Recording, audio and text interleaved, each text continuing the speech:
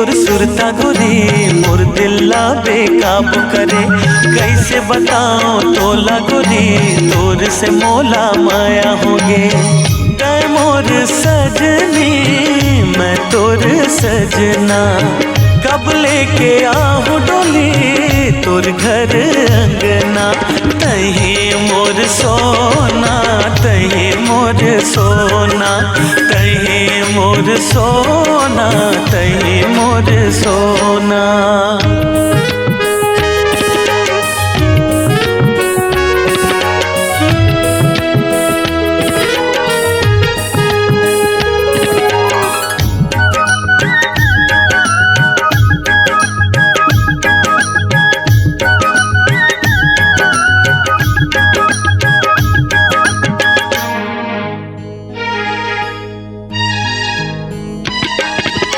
उड़े रे पवन जैसे खिले रे चमन, मस्ती माथों में जम्मू गगन।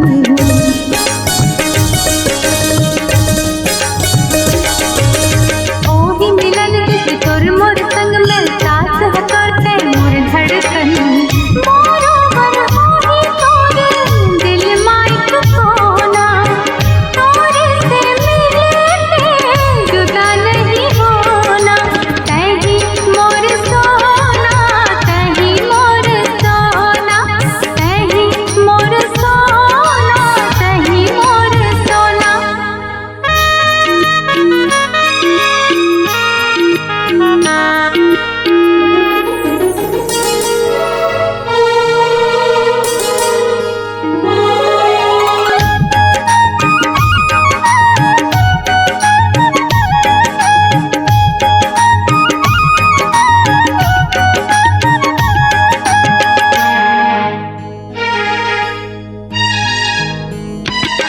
तोर मिठ मिठ बोली मोर दिल धड़काए, तोर भोली सूरत मोर नैना मा समाए।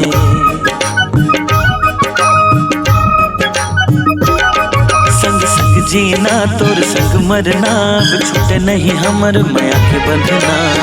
पल के झुका के है मुझ ले न जाना, मोही डार मोला ते हो गयो तोर दीवाना।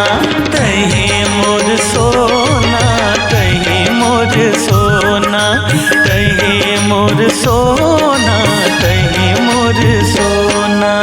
मेरी मेरी तोर सुरता मोर दिल्ला बेकाबू करे।